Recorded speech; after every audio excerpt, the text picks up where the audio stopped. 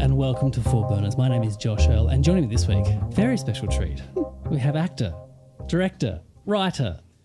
Anything else? What else? I normally just do three, but you've got so many. Artistic director? Artistic director, there we go. One, yeah. It's the Adelaide Cabaret Festival. That is indeed. It is Virginia Gay. Please welcome into your hearts and minds. Yes. Hearts and minds. I love this. I normally say hearts and ears. But yeah, it's all good. Yeah. How are you? I'm good. I'm tired. And I actually got in contact with you. You pinged me ages ago. Yes. And were like, would you love to come and do this podcast? And I was like, Josh Earl, I love you all. Well, this will be the most we've ever spent any time together. Yeah. Isn't that true? Yeah. And yet I feel very fondly towards you. Yeah, I'm the same. It's so weird with social media where you kind of go, oh, yeah, I see what people are doing. Yeah. I follow them and I like your vibe. Yeah. And you've got lots of friends who are my friends too. So that's also good. Yeah. So I'm glad. But you kept on, like, you would send me video messages. Yes. I'm a big believer in video messages because I think it's a good way to just go like, hello, I'm far away, I'm very busy, but here's a dose of like, this is my tone. You know, when text messages, not only it takes more time to do, but also you're like, what's the tone there? Yeah. But now I'm like, hello, I would really like to do this, but sadly I'm in several other cities. Yep. And then the other night, because I didn't actually know what your podcast was about, I just was like, yes, of course, if Josh Earl asks me, I will do it. And then the other night, I understood what it was about for the first time. And I got in contact with you and I was like, listen to me. I am living this right now and I will happily talk to you about it. Great, because I've had a few people say I would like to do it, and then they listen to it and like, oh, I don't know if I'm comfortable doing this. I'm like, that's completely fine. I don't want to pressure anyone coming in and doing stuff they're not ready to talk about. Yeah, no, totally. No, I suddenly realised that I have been living for like the last 6 months, but also very intensively for like the last 3.5 months with certain, I call them certain parameters that are not changing. Yep. So I've had to adjust the amount of energy that I can put towards other things. Yeah. And then I was like, but that's your podcast. And it's almost like there should be a metaphor there with like, the burners, as if, you know, you could turn the gas on. So I've said it before, but for those who are coming new to the podcast, I learn about the Four Burners theory from a David Sedaris story called Laugh Kookaburra Laugh, which is written about him driving to Hillsville with a stranger and just getting stuff to talk about. And she brought up, hey, this is the Four Burners theory. Yeah. And he very easily was like health and friends. What he's turned off? Turned off, yep. Interesting. Career and families for him. Yeah, right. And he includes his husband as his family. Of course. That's the what lovely he's turned Hugh, off. I believe. Is yes, it is. Because also I think I'm friends with David Sedaris because I love his work. It is that funny thing as well. Like he was recently on Seth Meyers and he wore these shoes that had like a separate shoe going off the side of them. What? So they looked like when you had them up, looked like love hearts. And that's gorgeous.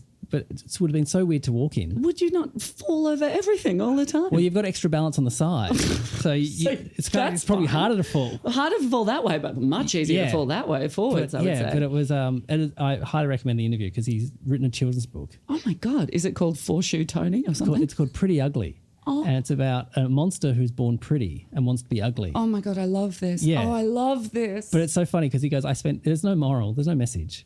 He goes, why should kids have to have messages? We don't. Which I also agree with. Yeah, right. As someone who does children's entertainment sometimes, I think that sometimes it can just be entertaining for entertainment's sake. Beautiful. But also, I think it's a great metaphor about like wanting things that you aren't and why, societally. Anyway, enough about David Sedaris. Let's talk about Virginia Gay. No, let's talk more about David Sedaris. You can talk about it. One of my burners is David Sedaris, and I have not turned that off, I'll tell you that. I'm going to turn it off right now. Hey, your choice where we start. You can start career, health, family or friends. Yeah, okay. I will talk first about my career. Great. I am in a stage at the moment where I am so interested by what is happening career-wise for me. It is so fascinating to me.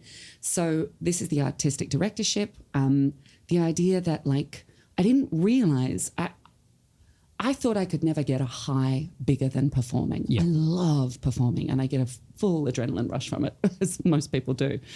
And now I have realised that standing in front of a whiteboard in an office with a team of people, looking at that board, crafting evenings for people, saying if they're going to come for that headliner, how do we take them into what kind of late night show can we offer them that expands their possibility of what cabaret can be? How do we keep them feeling safe but also electrified and electric?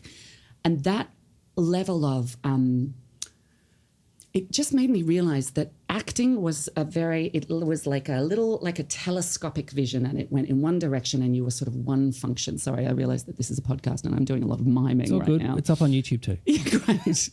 Well, won't make it any better. You'll just have a look at it.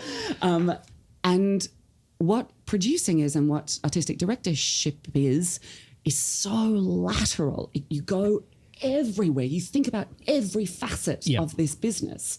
And I find that fascinating.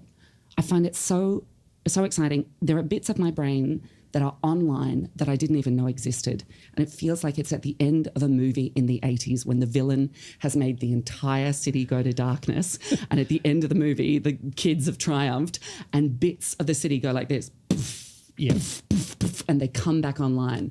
That's what it feels like. Had you done the festival before as a performer? Yes, I had. Had you had any idea how much goes into Absolutely a festival not. like this? Absolutely not. And so when they asked you, how long ago did they ask you to be the director of the festival? They approached me about it at the beginning of 2023, and I didn't know I got it until the sort of middle of 2023, which was when I was announced too. Great. And so obviously because is it every 3 years someone new comes on, or is it? In fact, it's variable depending on who it is. So we've had incredible people like Alan Cumming did 1 year. Kate Sobrano, I think, actually did several years. Ali McGregor has done it before? Yeah. Ali McGregor did 3 years, 2 with Eddie and 1 by herself. And so I have a 2-year contract, which is super exciting too, because you get to learn from the first year and then go, well, now that I know a bit more, I would love to start these things now, etc.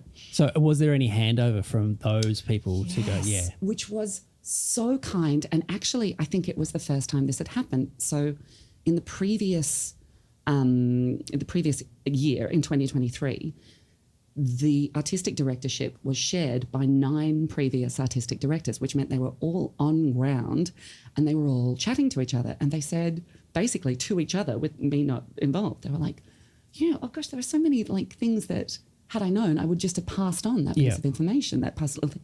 And so they made me a booklet. Great. It was so kind, so helpful too. Just little tips and tricks, including from Ali McGregor, where you do your washing when you're living in a hotel.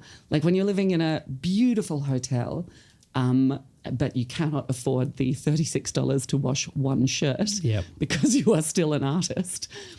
Ali was like, take your dirty washing down to the theatre and creep on into the theatre wardrobe and just wash it yourself. And I was like, genius. All right, so let's go back then how you got even offered the position. So from Sydney originally? Yes, from Sydney originally. And because I listened to Ed Cavalier on a podcast and he talked about how you went to uni together. Yeah, we absolutely did. And so he was talking about the theatre sports scene and you were involved in that? Indeed, I was. I was not good at it. I was nowhere near the Ed Cavalier, Charlie Garber world. Steen Riscopoulos was several years below us, but was like already a kind of god. I was just scrappy around the sides trying to find where I fitted in. But always wanted to do theatre? Always wanted to be an actor my entire life, like from age 5. Yeah. I made a joke once in front of a group of people, including my parents, at the age of 5, and everybody laughed at the same time. And I was like, this is power. It's so funny, those cool memories, because I have a very similar one, making my dad and his friend laugh on a drive back from the footy. How old were you? Do you remember? I was like 6 or 7. And it was that thing of going, look, I won't do the joke, so remember the joke, but it's also Kirsty Wiebeck has the same joke that she did that triggered her into going, this is what I need to do. No way. It's exactly the same joke. Oh my God. Yeah. It's a pre-existing joke. It's a street joke. I love it. It's a street joke. Yeah. The joke is, how do you make a pool table laugh? How? Put your hand down its pockets and tickle its balls. Coming from a kid, that's very funny. Very funny. Yeah, that's very, very funny. And so it was that. And also I remember my brother we were at Australia's Wonderland. Yes. And my brother being pulled out of the audience to help the magician. Oh, yeah. And I was furious. Seething. Yeah. He doesn't even like performing. I like performing. And now, as you get further and further into this career, you realize you never pick the ones who want to perform. If you're doing audience participation and a kid is like, pick me, you go, no, sorry. So all through primary school, high school, you were like, I want to do. Did you do like drama classes and stuff like that outside of school? Yeah, I went to a performing arts high school too, I like committed to it real early. Yeah.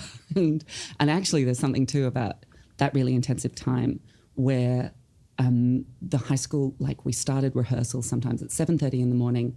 You would get through to 9:30, then you would start schooling, then you would rehearse during your lunch break for a different band, then you would do your afternoon of schooling, then you would rehearse after school for like a drama course or something, then you would often perform in the evening too. Yep. So it would sometimes go 7:30 a.m. to 10 p.m.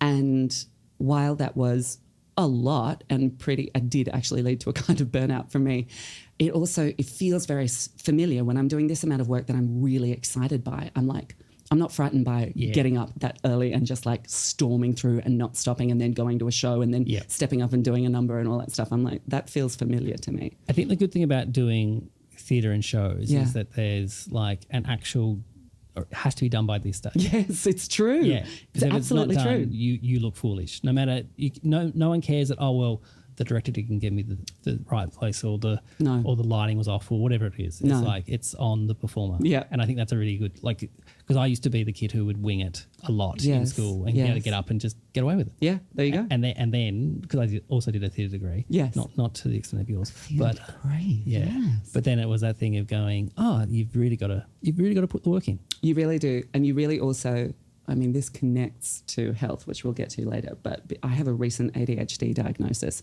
and it has made a lot of sense of my brain too, which is just so helpful. And that sense of like novelty and urgency, that's how you get things done. So at University of Sydney, is that what it was? Yeah, University of Sydney, I didn't complete my degree. I was doing English literature and I was so hungry to keep on trying to scratch this itch. And I remember saying to my parents, I just want to try this acting thing. I want to audition for the drama schools. I want to try this acting thing.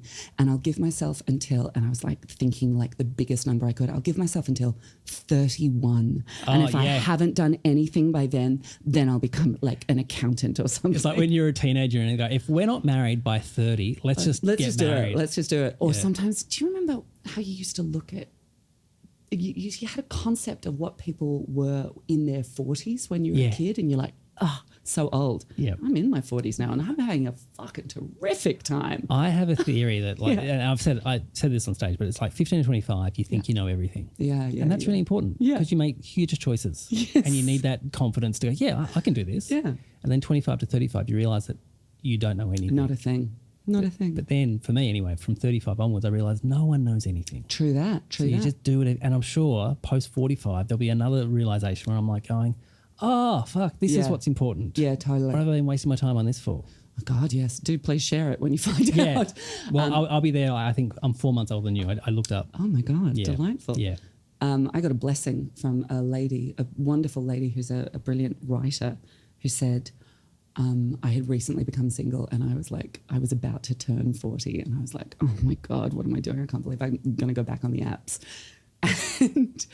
And she said, oh, my God. She's like in her late 60s. She was like, oh, I can't believe you don't know. And I get to tell you, oh, my God. And I was like, what?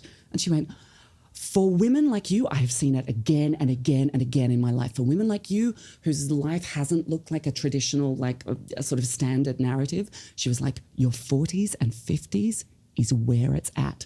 I have seen it again and again. You will fly. And I was like, this is like a blessing in a fairy tale. And I took it on and I pass it on now to my friends who turn 40. Anyone listening? Yes. Okay. So then you go to Perth to do...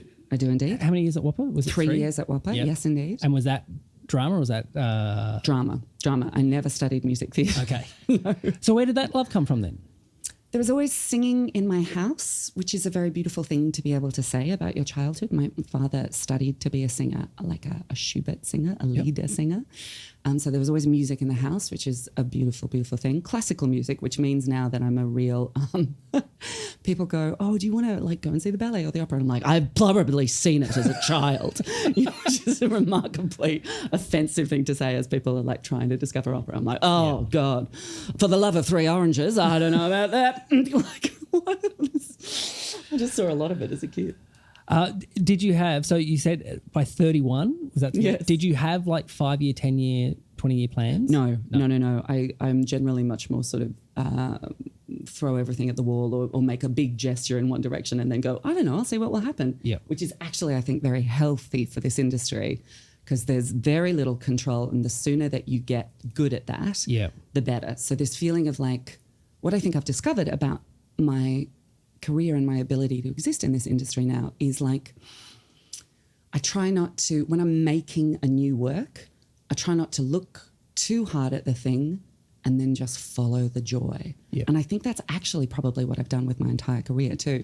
And so people go, oh, you did this music theatre role and then you were on television, et cetera, et cetera. Yeah. And I'm like, yeah, none of it was planned. None of it was logical. I just was like, that sounds really interesting to me right now. I would love to do that. Yeah. Yes. What's this? Oh, yeah, great. Sure. Absolutely. I'll give that a go. Yeah. Follow the joy. I think that's a really, especially in the creative arts, it's a thing because you don't want to be stuck doing something. Like I can't imagine if you're in a play which is 7 days a week, but also matinees and it's a slog going, this is not fun. And you only have to have done a couple of them in your life. Yeah. Which activates that thing in you where you get the tiniest whiff of it and you go, sorry, I'm unavailable. Yeah. I can't. Because you just, exactly, it's already such an insane thing to do, to repeat a moment in time again and again and again and try and find newness and light in that. If you're also not getting on with the people who you're doing it with, no thank you. So was it always the plan? Yes. Because I know actors are kind of beholden to wait for jobs. Yeah. But you've always been creating stuff as well. Well, not always, not by any means always, but I think it is fair to say that you have to, I mean, not have to, you don't have to do anything, but like it's a great way to, especially for young performers, to go, this is what I stand for, this is who I am. Like it's a great way to make a calling card, like your first cabaret or whatever it is. But yeah, absolutely. Writing things is a kind of extraordinary change from being in a room and being in front of an audience because you have to go very silent and then you just listen to these fictional people in your head and then they say something good and then you go, yes, good, great. And that's a beautiful thing. Yeah, I believe very strongly in making your own work, but that wasn't like a conscious plan or anything. Yeah. I think there were just some times where I was like, or somebody had offered me either an opportunity or I had gone, wait, I've got something to do or say or, yeah, let's give this a go. Yeah. The other thing, which is in comedy, it's kind of similar. We don't really audition, but you guys audition a lot. Constantly. How do you deal with the rejection? Yeah, it's a really important thing to remind everybody that it doesn't matter what level you're at. If you're auditioning, you're going to not get 98% of those jobs. Yeah. So you have to be okay with that. There's actually, you cannot change the ratios. You just have to be okay with that. So one of the things that is very useful about the Adelaide Cabaret Festival job is seeing from the other side of the desk what goes into making and choosing shows, how many decisions and how many minds are trying to get the best thing for their audience, and it's not about them. It's not about you, the performer. It's not about you, the maker. It's about the holistic angle that we're collectively trying to look and make for. So that's a really, really great thing. The best thing you can ever do if you are somebody who is feeling really stressed by auditioning or feeling really stressed by this industry is to put on your own show and audition people, because then you see that it is not personal. Yep. You know that just sometimes people walk into the room and you go, it's you're Stanley Kowalski. Yep. Perfect. And sometimes somebody, it's very like dating. Sometimes you see somebody on like a headshot and you go, I reckon that's our Stanley Kowalski. And then they walk in the room and you go, oh no, absolutely not. No, thank you. That's not the vibe. That's not the energy. It's very freeing, and actually I think probably quite important to do that if you're little in the industry. Yeah. Just feel it. So I did a workshop with Francis Greenslade. Oh, that Prince. What a treat. So great. And he because I rejection is not fun. And I really kind of struggled when I was going out for auditions going, oh, it's just fun. I'm giving up my morning and then they're not going to want me anyway. which is probably not the best headspace Probably to not. go No, into. no, no. But he was like, hey, think of it like you enjoy performing. Yeah. You're getting a chance to go and perform for these people. And you don't think about the job at the end of it. Just go, hey, I'm going to perform. And they're going to see how great I am. And then I'm going to walk out. And that's it. And that's full stop. That's it. You've got to think about like, not that this leads to anything else. You've got to go, this is the joy. The moment is here. It's how much playfulness I can have right here. How quickly I can drop what I brought in and take a note. That's it. That's the joy. Is there anything that you wish people could understand about your career that they don't really fully grasp? Oh, that's a great question. It's a weird one to describe. Certainly with the artistic directorship, it would be useful to be able to have like a little flashing light over your head that says, hey, please don't pitch to me right now. Yeah. That would be really great. Yeah. Because sometimes you're at like social events and you go, now? Really? Yeah. Like with your mouth half full of a Buddy Holly, a Buddy Holly tribute show sounds really interesting. Do you want to put this in an email? No, we're still talking about it. Okay, but it's the song by Weezer, Buddy Holly. That's all they're going to focus on. That would be incredible. Josh, if you want to put that into a cabaret show. I'll do that. Okay, I'm going to need 6 more songs and a live band. If it wasn't for performing and stuff, could you see yourself doing anything else and being really happy in it? I reckon aside from also this like thrilling other side where I'm like, oh gosh, getting to make something bigger than even just one thing is very exciting. And I certainly think if you are talking like goals, I am sort of aiming towards show running. That's what I want to do. I want to write and produce a show for television. So that's like where I'm heading. What was the question? I'm so sorry. I just suddenly got caught in my own logic where I said, I don't have goals. And you answered it though. That's a goal. Because I asked, could you see yourself doing anything else that would make you happy? Yes. So aside from like show running or being this kind of like creative mind that creates whole artistic experiences, which is a complete joy, if I were ever going to do a different career, I would be a massage therapist. Okay. I'm so good at it and it brings me so much pleasure to actually just feel, I know where people's pain is in their body, which sounds like an insane thing to say. But if I reached across to you right now, I'd be like, I reckon within like 1 or 2 little prods, I could find something in your shoulder where you're like, both jobs bring people joy. So there you go. And, that's it. And sometimes healing as well. Sometimes healing. Yeah. Sometimes a little hard on as well too. If I'm doing either of those jobs, right, no, one of them wrong. Sorry everyone, my apologies. So show running is what you want to move into. That's what I love to do. So All Saints, how long are you on All Saints for?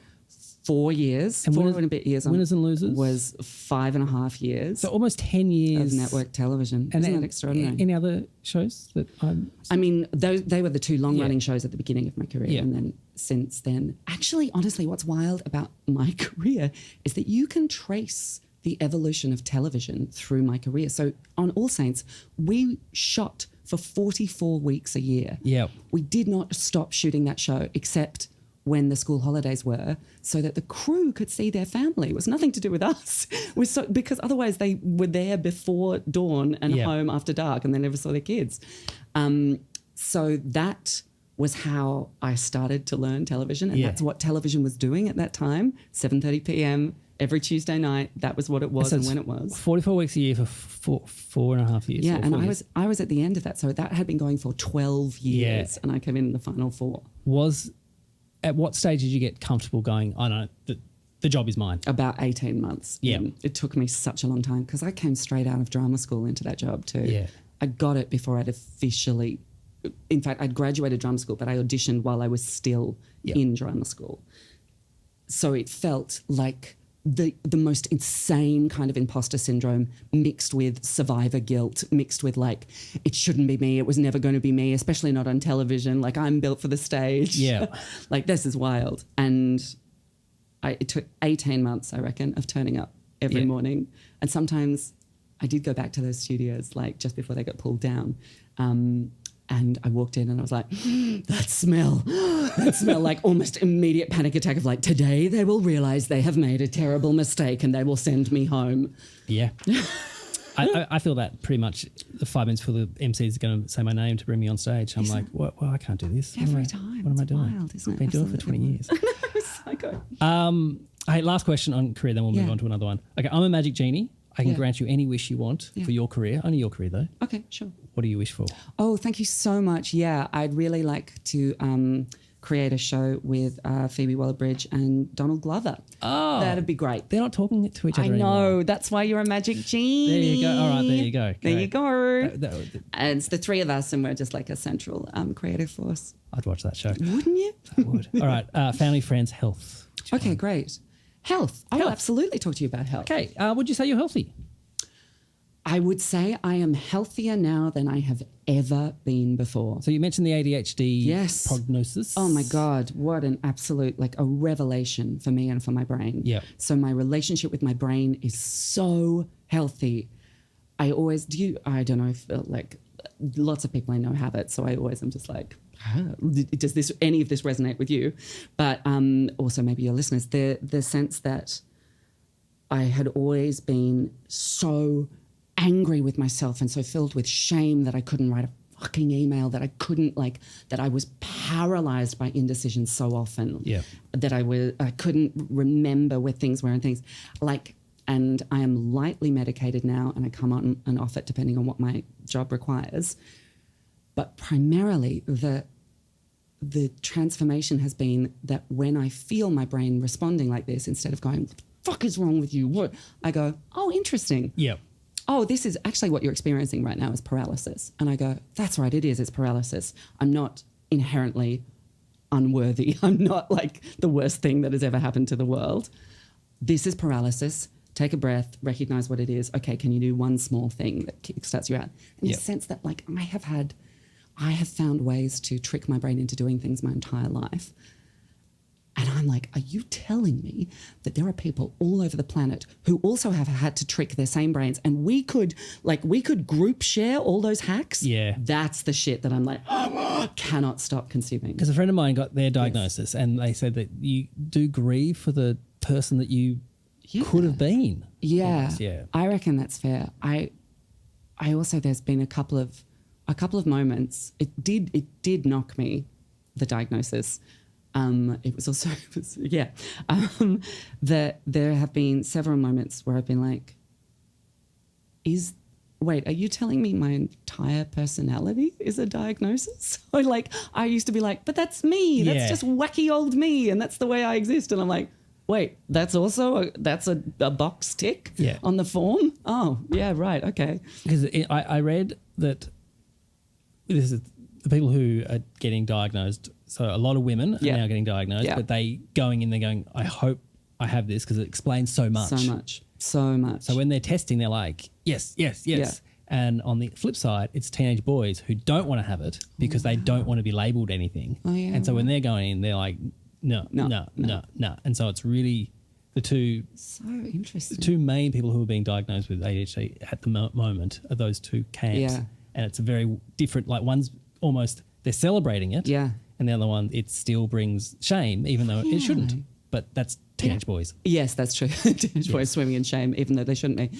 I just, there's absolutely nothing wrong with it. And it is also it leads to such sparky brain activity that I always am like, I want to be around people who think like this. That's a joy for me. So what was the kind of reasoning for going and getting tested in the first place? I went in the middle of the apocalypse. I was in America and I was completely alone. I had no, I was just shut down. I was living by myself, and I was already isolated in LA because LA is a pretty isolating city.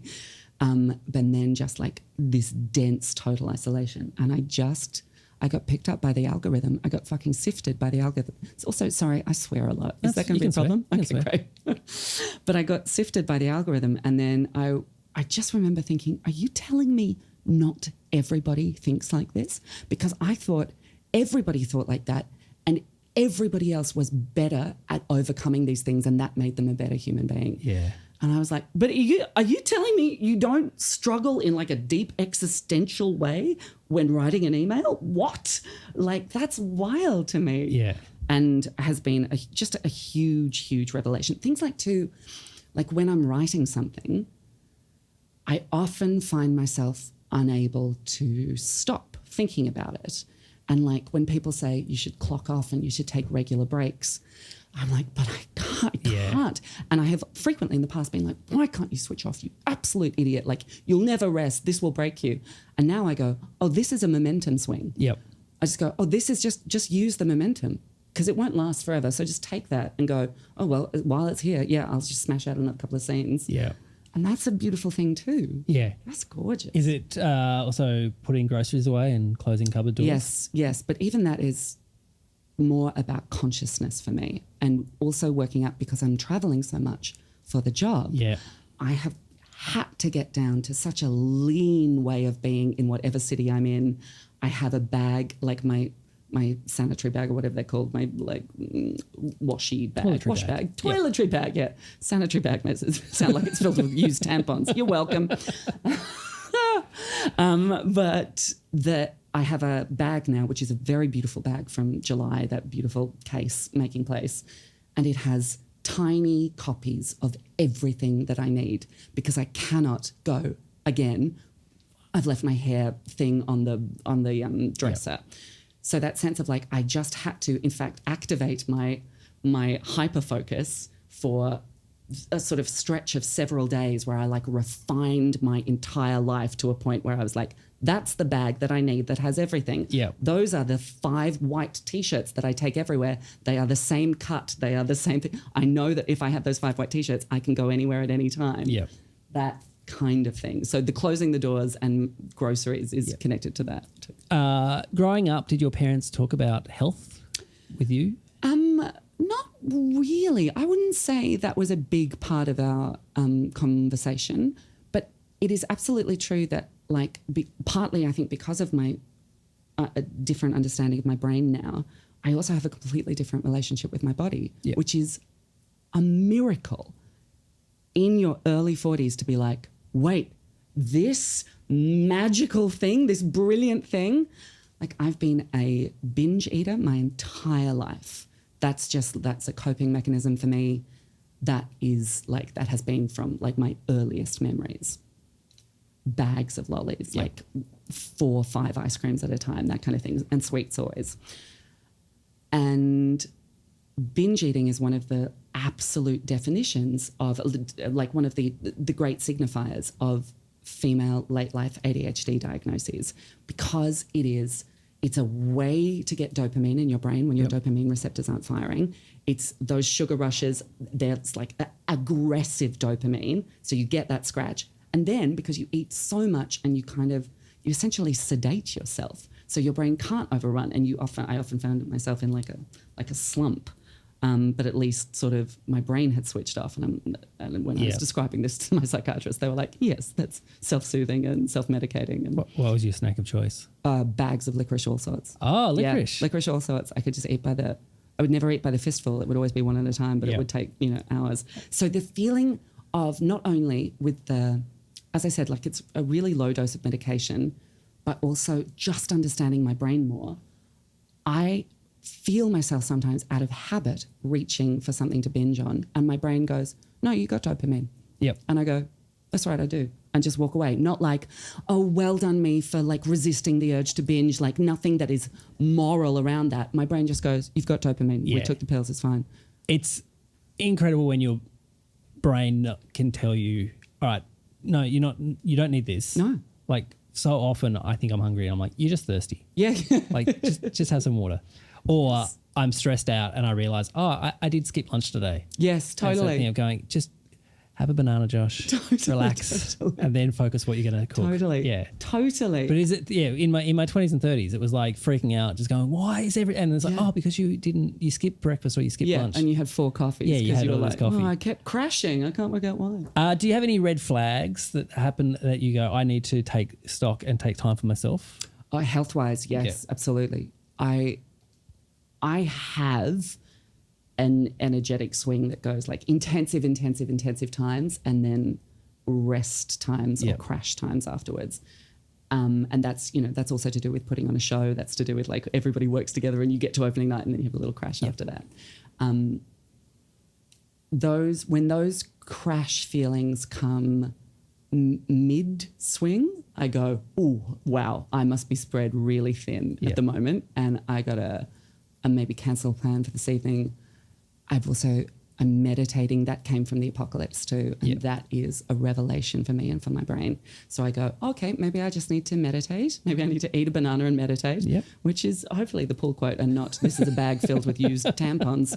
But, fingers crossed. You use what you need to do. It's great. So when those crashes come more regularly than at the end of a big swing, that's when I go, ooh. And also, with the constant moving and traveling, I can now really feel when I haven't exercised and when my body starts seizing up. And of course, you're always like hunched over a computer or like desperately on the phone while typing something, going like, can I get this person over the line while I also send that email that has to be done by the close of business so that we can get the person over from England to open the show. So that sense of like tension in my body. And I know that if I prioritize as many Pilates reformer classes as I can a week, and when I feel those crashes coming, I go, I need to meditate or I just need to sleep. And look, you did a drama degree, so you'd be used to doing spinal rolls and all that kind of stuff. So many spinal rolls. Breathing Shavasana, out, I love it. I will tell you, though, the thing that continues to not be great in my life, in my health ways, which is my insomnia, which just never goes away. It has come up a lot in this. That's the one thing that people wish they could, So do you have the phone out of the room? Yes. I can do that when I'm at home too, with the structures around it. When you're sometimes in hotel rooms, of course, you're like got to try and find a fucking plug. Exactly, and you try and put it in the corner or in the bathroom, and then often I go, will I hear my alarm from the bathroom? Yeah. And if I miss that plane, then I can't make that meeting. All of that stuff. Hotel designers, if you're listening, and I hope you are listening, that's the market I want to crack.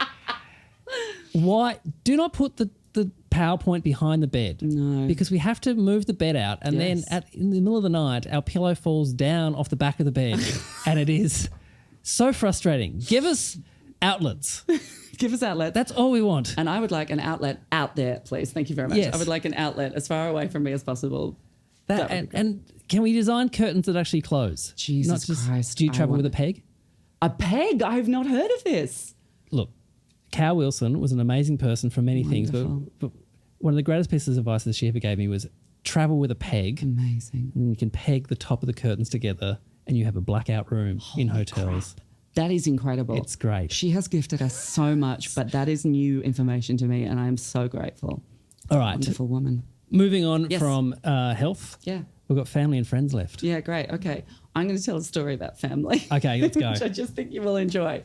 So these are my two burners that are, let's just say, slightly lower. Okay, on burn, yes. and very aggressively for family. I actually thought before I came in that the fourth one was romance. Or love and relationships. Yeah, totally.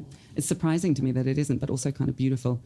Also, I want to say this phrase, the four burners thing, success in the world. Like, what does that mean? Like, when it says four burners, to have success, you've got to turn off super successful. But, if your burners are family, success is... do we still talk to each other? Exactly. Are we all happy? Exactly. Do we not leave a room and have one person go, oh, for fuck's sake, yeah, totally. God. Totally. And that works with friends as well. Totally. But it is success. It's a weird thing because, people kind of think success... If I have my career burner up, mate, success is I'm super rich and I can retire at an early age. Exactly. But is it, in fact, finding great joy in what you're doing, which is certainly what I'm doing. So I don't know if you're like me. I can't see myself retiring from doing anything creative. Oh my God, baby, I know exactly what you mean. Yeah. In fact, I had a revelation the other day. We're not getting onto that burner yet, but I had a revelation the other day where I was like, I'm going to work until I die. God willing and the creek don't rise. I will absolutely continue to do so many versions of this career until the day I cark it. When do I get my retirement? What am I saving for? What's super for? I don't understand. If I don't get, I'm not going to hit 65 and turn into a golf course loving person. But I think that is, for me anyway, that is success. I used to think, oh God, if I'm doing stand up at 50, I don't want to be the guy going on stage and trying to pretend I'm still in my 20s and cool and young. Wearing clothes like I'm still on the Strokes. But then you go, no, you just evolve in the position. Indeed you do. Yeah, and you just can. Anyway. Well, I will tell you that the thing that I realised the other day was like, especially after this very intensive and thrilling period of time with the Cabaret Festival, I want to take in 2026, I want to take a year of retirement. Yep. I want to take a year. I want to go to I want to learn a language. I want to go to a completely other country. I want to go there for a year. I want to rent a house with the kind of space where I can say to people, come and spend a month in the place in the French countryside, or in like this little place in Italy that is like not cool, but there's a tiny rocky beach down there, and we go down there every morning. That is a good idea, and I know other people have long service in their positions. Exactly, we don't have right? long service in the creative arts, and so it could be fun to go, I'm going to take a year of my retirement early. Yes. If only the government would let us dip into our super as well. And go, Tell hey, me about it. I'm going to work when I'm 67. So can I have that year? Totally. I'll have that year now. I want to be able to explore while my knees still work, and I want to be able to have like wild love affairs while my hips still work, I'm like, yes, that's what I should be doing. All right, family. Yes, great. Okay, so my beautiful parents live very close to me in Sydney, just one suburb over, and I just have been travelling so much. In the last 3.5 months, I have not slept in one bed longer than 4 nights. And that is a wild feeling. Yeah. That is totally wild. I realised that it had gotten to that stage when I bought, for my home in Sydney, I bought one of those hotel fold-out things to put your suitcase on. Because I was like, there's no point in unpacking, and I don't want to ruin my back by bending over. I need a hotel I'm not putting these 5 T-shirts back in the cupboard. I'm going to put them, I'm leave them here, So I just like live at home like I'm in another hotel. Which sounds so smug, but it absolutely isn't. It's mostly just neck pain and very early flights. But so my parents know that I am travelling a lot at the moment, and they just generally assume that I'm in Adelaide. And they assumed that so hard that I was in town in Sydney for one night. And I was going to see Reuben Kaye's awesome opera Up Late show at the Opera House. My parents are very artsy, beautiful creatures, and they love opera. The Reuben Kaye show was a show that started at 10:30 p.m. and it was a Mardi Gras show. So I had flown in that morning. I was in a full evening dress, like open-backed, fabulous, and I was running late. So I was like fanging it across the Opera House forecourt. Boom, boom, boom, boom, boom. And then I hear someone go, Ginny! And I turn around, and my mother and my father have just walked past me, and they said, we thought you were in another state. We thought because of the way you look, you were a ghost and you had died somewhere, and they were now haunting the Opera House and just like drifting around being like, my parents gone. That's family. That's how often I've seen them. Does the Opera House have a ghost? You know how most theatres have ghosts? Yes, Federici. I don't believe in ghosts. No. But really. every single time I go to a theatre, they're like, oh, it's haunted. Yeah. And I always think those poor ghosts. Those poor ghosts. I'll tell you what, you'd see a lot of great theatre. You'd see a lot of backstage shenanigans. You'd see some poor behaviour. Yeah. You'd be creeping into people's dressing rooms. So parents still together. Still together. Any siblings? One older sister who lives in England, and she has got 2 little boys, and the older boy is very into acting, which is extremely charming. He's also just turned 14, I think, and so he's done that thing where suddenly his voice is actually very low. Yeah. And I'm like, that is wild, because I swear to God you were still holding a Pikachu like 30 seconds ago. Do you think you've inspired him, or at least there's that thing of, my auntie's doing this, so it is a career? Yeah. I think it doesn't feel so distant, I think, as a result of that. But also Meg, my sister, is very pro theatre and takes the kids to lots of shows. And of course, because it's London too, there's so much on all the time. Yeah. So that was like, he's seen it. And yes, he's also, I think, seen that he could and he can. So you're travelling a lot. Yes. Your parents are in Sydney, your sister's in England. When's the last time you've all been in the same room together? Yeah. In fact, weirdly, after the Edinburgh Festival last year, but it was a very long time between drinks for that moment. So my parents also travel extensively, and they spend a lot of time over on that side of the world because that's another half of their family, of course, and they love their grandkids particularly, and seeing them grow up. So when you all get together, do you fall back into those childhood roles? Like, there's 10 years between my sister and I. and she also left home when she was 18 and I was 8. Yeah. So actually, my strongest memories are of sort of me and my parents being a kind of like three-hander. Yeah. But it's like what's interesting about it is actually that we are consciously spending time together as adults in a way that actually maybe we didn't spend time together as when I was a kid, basically, because she was basically already an adult. Yeah, of course. So being the youngest, but also almost being an only child kind of thing. Yeah, yeah. I think they intentionally did that, my parents. Yeah. In fact, I know they intentionally did that. So did you play into that I'm the youngest, I'm the baby kind of stuff? Again, I don't think consciously, but I think also possibly to do with the undiagnosed ADHD. I think I was a very glitzy, splashy baby. And also being child. a lot younger than your sister. Yeah. Were your parents this time around, did they do things differently or was it pretty much the same, do you think? Oh, parenting me? In terms of parenting, yeah. Again, because I sort of have nothing to compare it to, I couldn't tell. I would have to ask them. Yeah. But they're real sweethearts. My parents, they're real cuties, and they like talking about.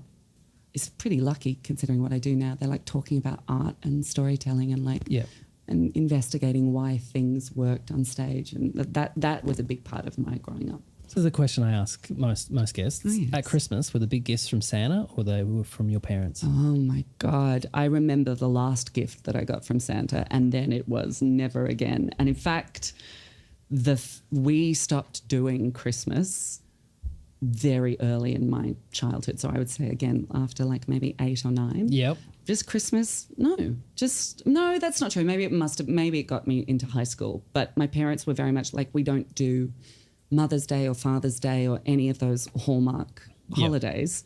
And now, because there are grandkids involved, so they're doing Christmas, and of course it's England and it snows. Yeah. And so it's a big, just the number of like things that get bought for those grandkids is always, I'm like, we had nothing. You said you were anti-capitalist, and they were, and they are, but they're far away and they want to make a splash. I love it. It's very sweet, but it's very funny too, because I was like, we did not believe in this.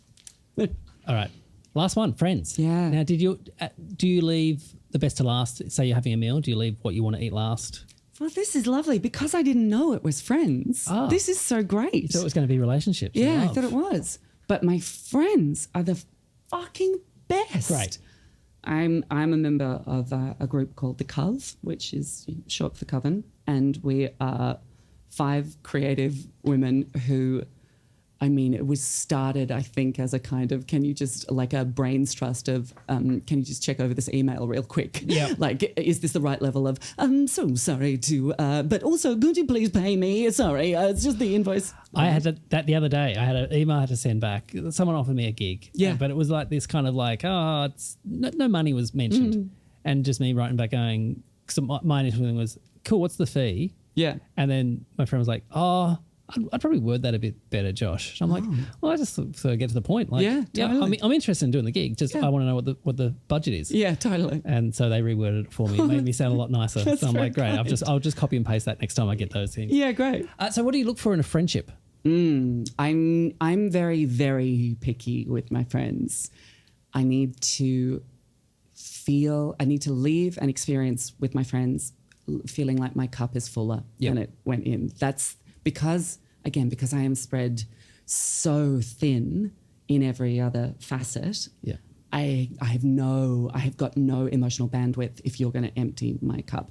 And that doesn't mean that we can't share our trauma and like process it together. That in fact, that's the opposite of that, because that is actually really valuable and important and nourishing friendship work. But that is the primary thing. And I have gotten really, in fact, I'm proud of myself for it, because I'm, inherently a people pleaser, as all performers basically are, working for the applause. But I've gotten really good at recognizing when I feel depleted after spending time with people. Yeah. And going, actually, these are some boundaries. I actually cannot spend this amount of time with you. I need to, I have to be really good at it. And you're comfortable at having those conversations with people? Yeah, it's more like, it's not as explicit as that, but it's things like I am very clear about the time that I have. Yep. And if it is a long friendship that needs, well, this is the thing.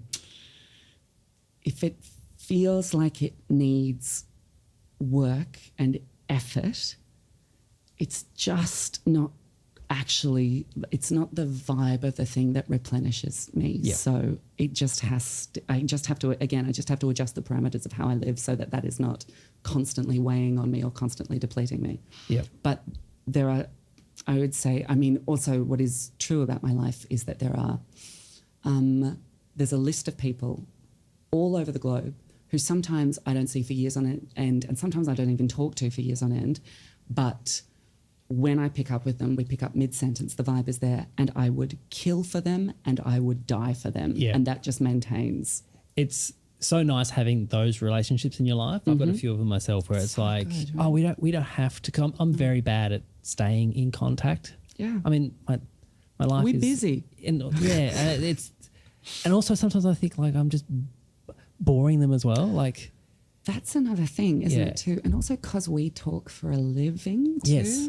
You're like, well, I actually need something that isn't just the surface talk that I do publicly. And do you have this, like, after a show, people have seen it and they're excited and they're being so lovely, and it's so rude to say, can I just have half hour? I just need to decompress or whatever it is. Or I can be there, but I won't join in the conversation because I'm going over stuff in my head, and I'm here present, but I'm not actually present. Yeah, totally. And you feel like a real wanker saying that to them because they've like, for me, my friends have like hired a babysitter. They've actually juggled stuff, and they have a finite time to hang out. And it's like, and I'm like, oh, I'm sorry.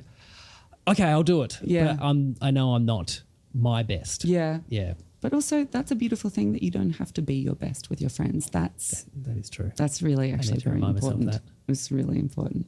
But it's really nice to just continue to think that, like, as I said, I would die for these people at all over the planet.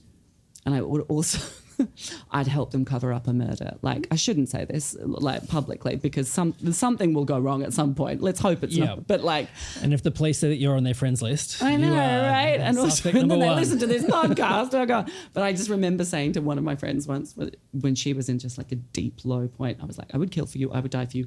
I would also be the person who I'm like, how many shovels do you have? No, don't you buy shovels. I'll buy shovels. We need a tarpaulin. Fuck. Well, we'll need a bunch of bleach for that because that stain's not coming out. You know. When you were a kid, how did you make friends? Silly voices. Yep.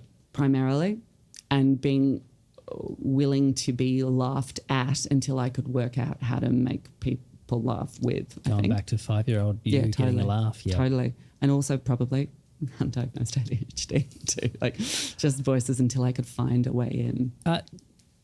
I probably know the answer to this because I think you've already answered it. But do you set aside time for friendships? Yeah, yes, I do. Especially with the traveling thing, there's a real sense of going like pinging the people who I know will fill my cup and saying, I'm in town for this very small window. Is there any chance of any kind of catch up around this time? And sometimes also because we're in the arts and because everybody is just scraping by, I often stay with my friends a lot too. Like I'm staying with Gillian Cosgriff at the moment, which is just such a joy. And Jill has been great too because Jill taught me about sisterhood. So she's got sisters who are closer in age to her. Yep. And one day when I was like completely overwhelmed by the mess of my room, this is pre-diagnosis actually, and like just like paralyzed and going, but I can't sleep here because the walls are thick with shit, basically like a carotid, like an artery that is thick with terrible things. I was like, I can't. And Jill said, oh, you just need me to sit on your bed while you do it. And I was like, you would do that for me? And she was like, that's what sisters do. We sit, we talk, you do the things, and you just do things while you're talking. And I was like, revelation, total revelation. She also taught me how to Marie Kondo fold. And when she stayed in my room when I wasn't there recently, she sent me a picture of my drawers that are still Marie Kondo. And she was like, I've never been more proud of you. That is very good. I always thought it's interesting they sell it as a book and not just a digital PDF. But anyway. Hey, Yes. I think that's all. That's all we've got to talk. Oh, no, here's one last question. Yeah. Okay, so in your life, would you happily drive people to the airport or would you ask for lifts more? I would drive people to the airport more. Yeah. Acts of service is my love language. Ah, Yes. we talked about that with Marique. Yes, acts of service is my love language, but words of affirmation is how I receive love. Nice. Yeah. I was still going through them. I don't think gifts are mine. Terrible at gifts. Yeah. Except for like 2 people, weirdly, in my head where I always am like, that's for you. I know that that's for you. I'm very good at giving gifts. Are you? I'm happy to give gifts. Oh, yeah. But you just hate receiving them? I don't hate receiving them. It's a thing of like, as an adult, you just think, I bought everything I need to buy. Totally. Yeah. Yeah. I also am like, please don't buy me anything. I'm trying to reduce the clutter in the arteries of my existence. Yes. You know, I don't need any more stuff. I have a 9-year-old and a 12-year-old. We have far too much stuff. Oh, yeah. And every time I go to throw it, they're like, no, we'll play with that. I'm like, you don't. You play with your Xbox and your VR headset. Anyway, that's not what this show is. Hey, thank you so much. So what we do now is we go through them and you tell me which ones you're keeping on burning and which ones, if any, you're willing to turn off. Well, I think the truth is that the career is on high burn at the moment, and I'm absolutely thrilled by that. And I was going to say that health is the second one that I really have on high burn. But then, like, friends are for, like, I have some really good ones and they are forever good for me. So they've got a little simmer going. Great. My poor family. Hey, we also talk about the rubber balls and glass balls. And so I beg your pardon? So this is Ben Brown, footballer Ben Brown, told me this. So with the 4 burners, he talks about the rubber balls. So you're juggling all these balls. Yeah. Some of them are glass. They're going to shatter. Oh, I see. Some are rubber. They'll bounce back. Yeah, right. Family's going to bounce back. Family's going to bounce back. Friendship, always going to bounce back. So it can come and go. But yeah, I call this my butter era right now, what I'm going through, because everything is so delicious to me. But motherfucker, am I spread thin? I am spread so thin. But happily, like thrillingly. It's that carotid artery as well. Yeah, totally. Thank you so much for doing this. So let's talk about Adelaide Cabaret Festival at the end here. Yes, it's so good. So when's it start? So we have our gala on the 7th of June, which is the first night. It's a big, beautiful, splashy, glorious thing that'll be hosted by me. It'll be a smorgasbord of the whole festival. And then we run through to the 24th of June when I was about to tell you about the program, but I can't, because yet. it is embargoed. But the website is Adelaide Cabaret Festival. .com.au, I think. I don't know. Do we still have an AU? I'll put a Yes, I link think in we the do. show notes. Thank you. I appreciate that. Yeah, if you're in Adelaide, go. And if you're not in Adelaide, make the trip. Adelaide. Can I say, I know you've been living there for a while. I was there over New Year's. It's good, isn't I it? like Adelaide. It's really good. I don't know why it gets such a bad rap. Well, there are a couple of strips. There's a couple of streets now just off Hindley Street, which are like little Melbourne laneways. And I'm like, this is the best thing that has ever happened to me. I was up in the hills. It was beautiful. Oh, so gorgeous. Yeah. Absolutely gorgeous. But it's a beautiful cabaret festival. It's so warm. It's in the middle of winter in Adelaide, and it's like a big, warm, sequined hug.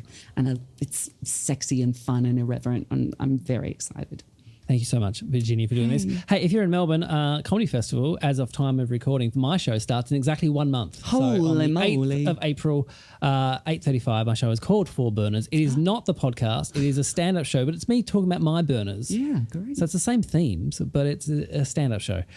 So tickets are at joshhill.com.au. Also, my podcast, Don't You Know Who I Am, the old one. We're doing live shows of that in the festival, Saturdays at 3:00. So at Morris House basement. So make sure you come to that. Always big names dropping in. It's selling very well. Great. And so that's good. And I'm saying anyone who buys a ticket to 4 Burners in the opening weekend or the previous shows gets a free ticket to the podcast. So No way. go to joshhill.com.au. Oh, also Launceston, I'm coming down on April 5th doing that. First time ever doing 4 Burners to my old home crowd. So there you go. Yeah, Hobart boy. Oh, Launceston, sorry. Well, I'm a Bernie boy, but lived in Launceston for 5 years. You know those cities where you move around a lot, and sometimes you go there and you're like, this feels like home, even though it's not your hometown. Yes. That's Launceston to me. I that's go down nice. into that valley and I'm like, this is home. Oh, beautiful. Yeah. I'm thrilled. Anyway, enough from me. Thank you very much for watching or listening. We'll see you next time. Bye. Bye.